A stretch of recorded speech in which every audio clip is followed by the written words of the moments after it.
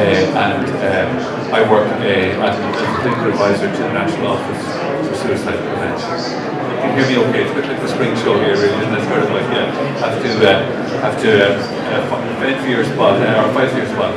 This is Connecting for Life, which is the suicide prevention strategy for Ireland, completed in 2015, which we're currently operating under. There's 7 priorities, but today I'll only just mention focusing on priority groups, access to support. We've heard Christian's interesting developments in that area. High quality services are obviously very important, and reduced access to means. Well, taking quickly through that, but why should we bother really worrying about suicide? Well, it's the second illness or second condition to cancer actually as a preventable cause of years of life lost. More people have died from suicide than from breast cancer. We hear an awful lot more investment and spending and concern around breast cancer, which is proper, but suicide needs to move up the agenda. Few wish to die, actually. Everyone thinks people who die by suicide wish to die, but what they're really trying to do is end their suffering. Interventions for suicide prevention are effective, and most survivors go on to live fulfilled lives. They're really shocking figures when you think of, for each life lost, about 6 people severely affected. This is UK House of Parliament reporting. 1.6 million lost to the economy for each life lost in pound sterling. It's about €2 million, and increased risk of bereaved. So if you're bereaved by suicide, you're at very high risk. Well, you're at higher risk. And for children, if they lose a parent, their lifetime risk is increased by a factor of 3. Now, can we reduce suicide? This is UK data. Shows you that indeed the suicide trend under their program is reducing. Even more interesting is that the work they're doing within mental health services shows that suicide deaths are reducing within the UK. Also very interesting is this work going on in the US, where they looked at savings of more than $400,000 in one service where they introduced measures to reduce suicide. What were these? Basically, it's around access, as Christian been talking about. It's about quality pathways to expert care, because getting help in a real crisis is very difficult. Somebody was saying, a website that tells you to contact your GP in suicidal crisis isn't really much help. So we've got to really improve that. But where you do make help readily available, this is a very impressive piece of work. It shows an 80% reduction in suicides within one healthcare program in the US, sustained over 10-12 years now. So this is really important. That's the wrong thing there. So that's shifting the idea that suicide is kind of something that we all have to tolerate and put up with, to actually something that we really need to work on. And this is about suicides are preventable. It's part of everyone's job. We need to really gear up if to do it. What we're currently doing is not enough. So how do we reduce suicide in healthcare settings? I guess we've got to take our heads out of the sand for a start and say that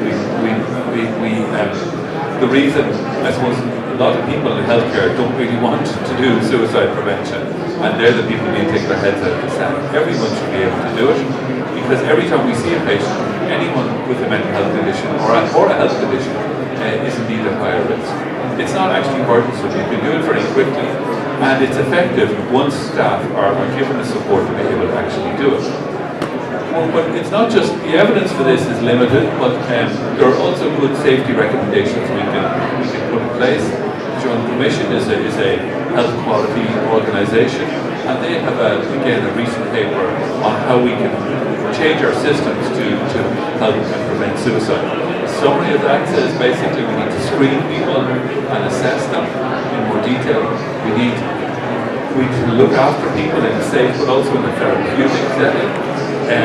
We need to look after them after their discharge much better than we do, provide information to them and to their families, look after our staff, and also check on our mistakes. So that's what we need to do. Screening in all settings is really very easy. It comes down to 3 questions. Have you ever been suicidal? This is basically, if you're getting your toenails done, someone in the healthcare should be able to ask you this as part of a routine healthcare screening. Have you ever been suicidal? Have you been suicidal recently? And if you answer yes to either of those questions, are you suicidal now? Simply asking those three questions will highlight very many people's concerns about suicide that they won't otherwise express. If they do answer yes, there are a few follow-up questions that you can ask, and they're very straightforward questions. People are reluctant to ask these questions because they fear having to deal with the consequences of them, but if support is there, it's much easier to ask these questions. So basically asking people to what extent they're currently and recently increasingly preoccupied with dying by suicide. I don't have time to run through that in detail. What's happening in Ireland is that we've made a serious attempt to improve the care of suicidal people or self-harming people in self-harm departments, in emergency departments. There's a clinical care program now established to try and standardise and improve care for people presenting in emergency departments. And that's around, again, improving assessment, reducing the rates of people who repeatedly self-harm. And there are huge numbers of people in Ireland currently with the self-harm problem. At least 14,000 presentations to hospital alone every year, many multiples of that happening outside of that setting. So we can improve care. We're already undertaking that in emergency departments. We also know that effective interventions for suicide are relatively straightforward, but we're still not been able to provide them. Essentially, what you need is accessible mental health care, again, echoing what Christian is saying. That's the fundamental thing. People need help when they need it, but that's not currently being adequately addressed. And then, if you are suicidal, there are two effective treatments, really: psychosocial treatment, which is counselling or therapy, which is expertly given, and it doesn't have to be terribly expert, it has to be sensible.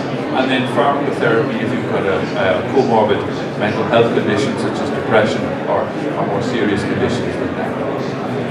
Primary care is a good opportunity to screen and handle people who are in suicidal crisis, because we know that about 45% of people who die by suicide attend their GP in the month before they take their life. Currently, GPs don't routinely, they just bother to mention it to people. I was talking to somebody only yesterday, a colleague, would you believe, who told me that a week ago he was going to drive his car off from here. He literally, he was deadly serious. I couldn't believe it. And he said, of course, he said, you know, he's a colleague, and he said, you know, he just things got on top of him. But you know, nobody would have. He went to his GP. The GP did a perfectly good intervention, but didn't ask him was he suicidal. If he had, he would have realised that the guy was that suicidal. So simply having the presence of mind to simply ask that question is a big opportunity.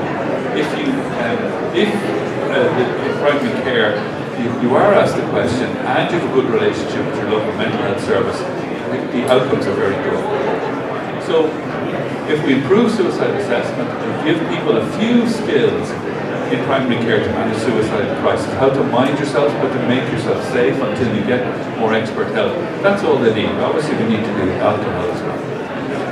But it doesn't need to fall to the GP to do that. Anyone in the primary care setting, once trained, should be able to do that. So, because GPs are pretty busy, and you can't just add responsibilities to them endlessly. The GP college are working on this already, but the problem with that is that it's not really systematic. Every GP needs to be trained. Long-term care settings are an important opportunity, in particular, nursing homes I'm talking about here. People don't think that people die by suicide in nursing homes, but they can and do. In particular, shortly after admission is a risk period. So, you know, the person has realised that they're now going into a nursing home. The problem with being suicidal in a nursing home is if you generally get, you know, quickly sent out of the nursing home and not returned, because nursing home proprietors often are very frightened and alarmed at the prospect of a suicide. So it's an important thing that we support nursing home proprietors and nursing home staff to be able to sympathetically anticipate, expect and manage a crisis if someone is suicidal. There's no reason that the person has to leave the nursing home, which currently happens a little too often. So once there's an effective protocol in place, and again that's something I'll be trying to develop and work with this sector on, we can expect that to reduce. We need safer environments. Obviously, healthcare environments are replete with many hazards. We need to make those safe. I won't go through that list, but simply tell you that there are simple, commonplace measures that we can do that will make medical care environments much safer. And I'll be trying to move that forward as well. We also need to move people safely between the emergency department, intensive care, the general ward, the psych unit, and back home. That's their particular risk points, but especially and most importantly, we need follow-up to people within 3 days of discharge. This is new work coming from the UK. Basically, a phone call or a contact from somebody within 3 days of your discharge from a mental health service will significantly reduce your likelihood of suicide. So we just need to put that in place. It's not currently in place. Obviously, restricting means is important. Physical barriers are essential, but internet use, and obviously that's difficult to restrict, but internet use now is increasingly of concern really in regard to selecting and identifying means of taking your own life. Access to drugs, however, is equally important, in particular the minor tranquilizers, the valiant family of drugs, but also street drugs. So simple reducing access to, it's not simple at all, but at least awareness that benzodiazepines in particular are increasingly featuring as lethal agents in suicide deaths in Ireland. We need to take steps to deal with that. General awareness, such as today, is important. We need to realise that mental illness, physical illness, all carry risk of suicide, and they're vulnerable groups as well.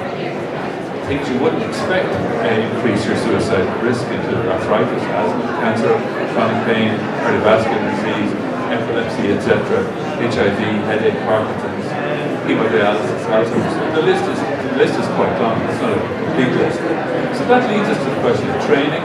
So if we can train frontline staff to simply ask questions and know what to do if they get a suicidal kind of risk answer, then we know we'll increase capacity to manage these people in this situation much better.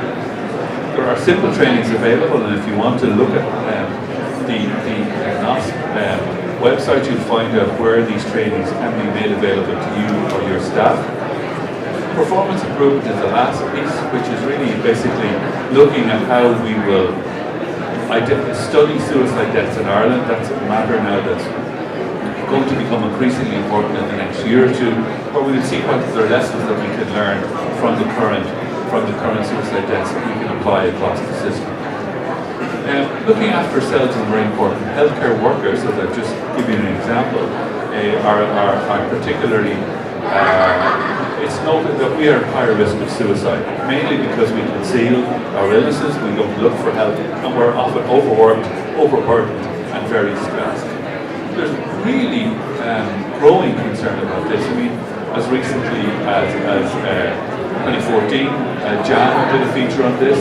The journal, the website just talked about it there with medical students in the last month, and again, the Irish Times is talking about it. Women in particular seem to be at higher risk.